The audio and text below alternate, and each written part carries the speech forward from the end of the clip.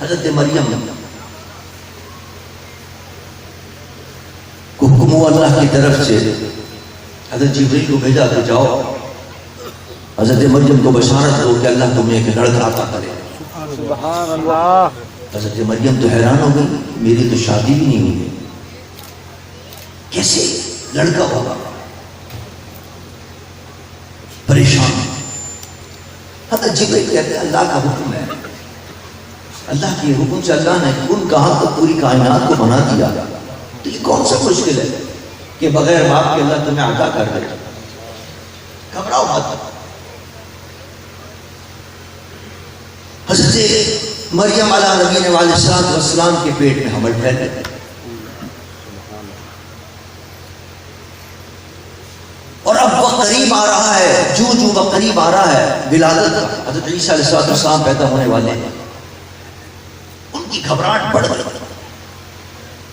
کہ لوگوں کو میں کیا جواب دوں گی، اور لوگ سوال کریں گے کہ بغیر شادی کے یہ کیسے بچہ پیدا ہو گیا؟ لوگ تہمت لگائیں گے، الزام لگائیں گے، کیسے اس کا سامنا کریں گے؟ بڑی پریشان تھی، اور جو وقت قریب آ رہا تھا ولادت کا، آپ کی گھبراہٹ بڑھ گئی۔ اور جب بالکل ولادت کا وقت قریب آ گیا تو قرآن کہتا ہے کہ ایک سوکھا درخت کا تنا تھا، وہاں آپ ٹیک لگا کر بیٹھے۔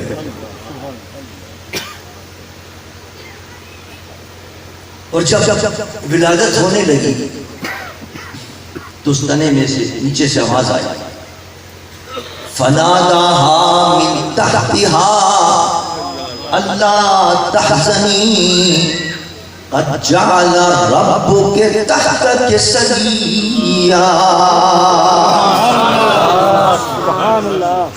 اے مریم گھبرانے کی ضرورت نہیں ہے، پریشان ہونے کی ضرورت نہیں ہے۔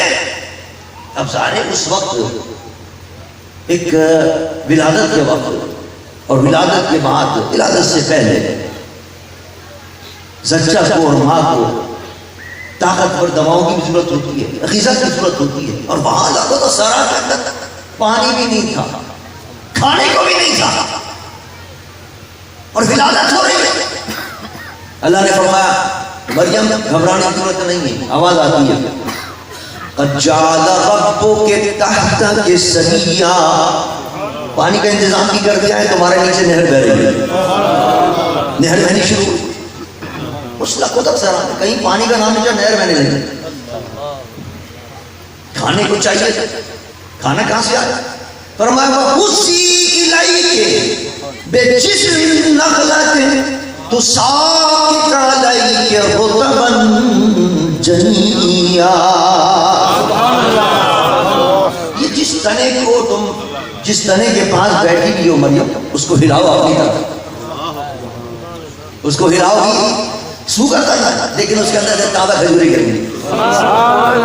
حضرت مریم نے اس کو ہلایا، اس کے اندر سے برگ و بار بھی آ گئے، ہرا بھرا درخت بھی ہو گیا، پھل بھی لگ گئے، کھجوریں پکی بھی لگ گئی، جھڑنے لگے، ان کے گود میں آ گئے۔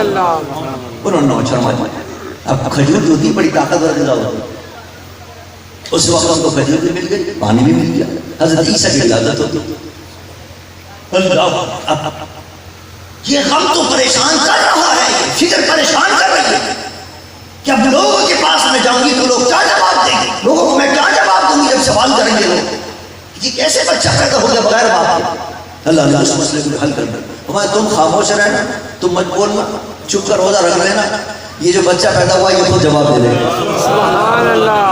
جب لوگوں نے الزام لگانا شروع کیا، اعتراض کرنا شروع کیا، گود میں تھے حضرت عیسیٰ، بولنے لگے انی عبداللہ آتانی الکتاب وجعلنی نبیا، میں اللہ کا بندہ ہوں، اللہ نے مجھے نبی بنا کر کتاب دے کر بھیجا ہے۔ سبحان اللہ۔ میری ماں پہ الزام مت لگا۔ اللہ یہ واقعہ قرآن سے ہمیں بتا رہا ہے اور سنا رہا ہے، اس سے ہمیں کچھ سبق دینے مطلوب۔ پہلا سبق تو یہ دیا کہ دیکھیے حضرت مریم علیہ نبی علیہ السلام نے اپنی پوری زندگی وقف کر دی تھی اللہ کی یاد میں۔ بیت المقدس میں آ گئی اور وہاں آ کر ان کے خالق حضرت زکریا وہ ان کی کفالت میں آ گیا، وہ ان کی نگرانی کرتے تھے، اور وہاں انہوں نے اللہ کا ذکر شروع کر دیا، اللہ کی یاد شروع کر دی، اللہ کی عبادت شروع کر دی، اور تقوی کی زندگی گزاری، اللہ کی نافرمانی سے بچی، اللہ کی عبادت کے اندر مصروف رہی، ساری زندگی جب عبادت کرتی رہی۔ اب جب مشکل وقت آیا، پریشانی کا وقت آیا کہ بچہ ہو رہا ہے، بچے کے پیدائش کے بعد پانی بھی نہیں ہے، کھانا بھی نہیں ہے، اللہ تعالیٰ نے پانی کا انتظام بھی کر دیا، کھانے کا انتظام بھی کر دیا، لوگ اعتراض کریں گے اس کا جواب بھی دے دیا، اس کا بندوبست بھی کر دیا، حضرت عیسیٰ نے خود جواب دے دیا۔